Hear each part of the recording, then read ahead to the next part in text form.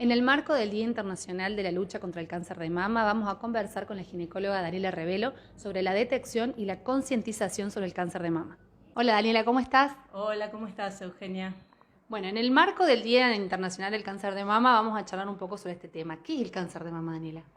Bueno, el cáncer de mama, bueno, en principio el 19 del 10 es que la Organización Mundial de la Salud ha determinado esto de la conmemoración, digamos, bueno, podemos decir festejo del cáncer de mama para, bueno, concientizar a la población y hacer que conozcan cuáles son los elementos que pueden hacer que esta enfermedad disminuya. El cáncer de mama, como todo cáncer, quiere decir que una serie de células, ¿sí?, ha perdido el control, digamos, el control que normalmente tienen, de manera que se empiezan a reproducir, a dividir de manera excesiva y también adquieren otras características como ser la capacidad de invadir otros tejidos.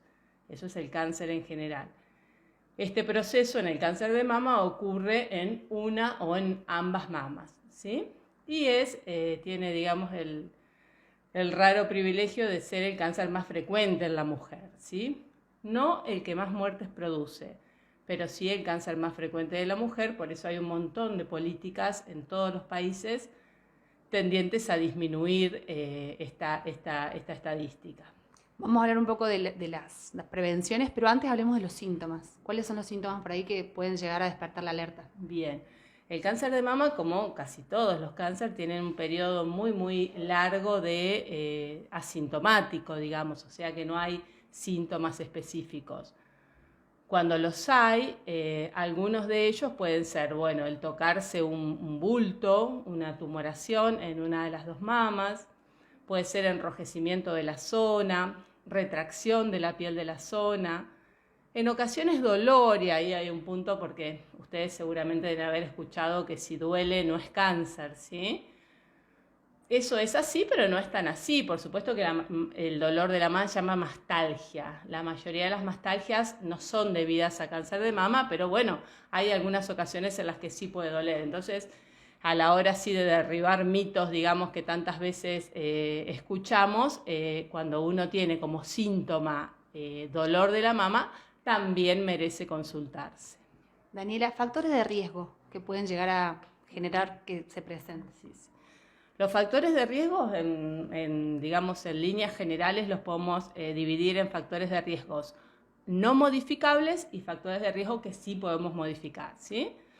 Dentro de los no modificables está, por ejemplo, la edad, porque sí por más que estemos viendo a edades cada vez más tempranas, sí es un cáncer que tiene que ver con la edad. A más edad de la mujer, más digamos, probabilidades de que padezca la enfermedad. El sexo lo mismo, es un factor de riesgo no modificable. Si bien tenemos cáncer de mama en varones, por supuesto que ser mujer es también un factor de riesgo de los no modificables. Y factores de riesgo que tienen que ver con la predisposición genética hereditaria, que ahora si querés lo vamos a tocar un poquito más en detalle a eso, también son factores no modificables. Ahora, a esos se suman los factores de riesgo que sí uno puede modificar y que tienen que ver básicamente con cuestiones del estilo de vida, ¿sí? Por ejemplo, el alcohol, ¿sí? Determinados factores de las dietas ricas en grasas, el no hacer actividad física, el fumar, ¿sí? Son todos factores de riesgo que uno sí puede considerar los modificables, entonces ahí muchas veces se orientan las medidas de prevención.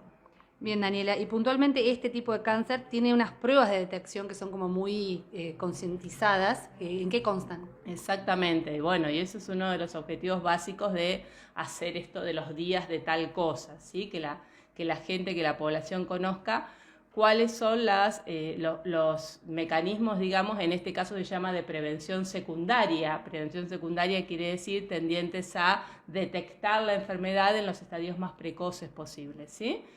El cáncer de mama tiene como prevención secundaria, y es lo que realmente ha venido a modificar drásticamente las posibilidades de curación, el realizarse las mamografías, ¿sí? Según la Sociedad Argentina de Mastologías, las mamografías se deben comenzar a realizar a partir de los 40 años, asociada o no a ecografía cuando las mamas son densas, se llama, ¿sí?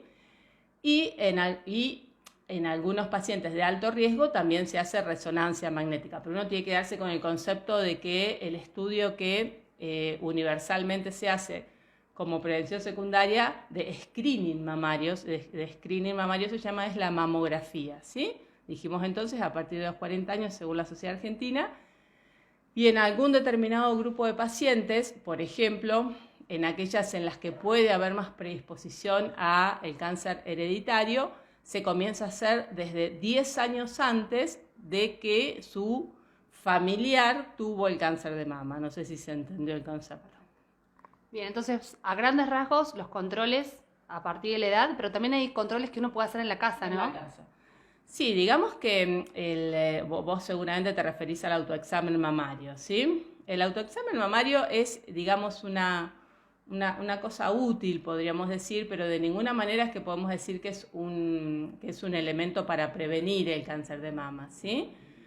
Está muy bien que las mujeres nos hagamos el autoexamen mamario porque ayuda a reconocer la anatomía y por ahí estar atentos, más atentos si surge alguna modificación. Ahora, para que un tumor, un bulto, un nódulo sea detectado por autoexamen, en general no tiene nunca menos de 2 centímetros, ¿sí? Y a esa medida, digamos, ya nos hemos seguramente perdido las posibilidades de varios de los tratamientos, ¿sí? La situación ideal es poder detectarlos antes de que sea palpable, antes del 1 centímetro, digamos, y eso se hace mediante la mamografía. O sea, no quiero que se entienda que yo digo que estoy en contra del autoexamen mamario, está muy bien, pero de ninguna manera es que podemos decir que el autoexamen es una herramienta de prevención. Bien, Daniel, entonces, los controles todos los años, antes de los 40 años también, por supuesto, se puede detectar. Depende del grupo, y de ahí anuales, ¿sí? Y de ahí son controles anuales, y el médico de cada paciente determinará si es solo mamografía, si es mamografía y ecografía, o si eventualmente necesitará una resonancia. Muchísimas gracias, Daniela. No, por favor, gracias a usted.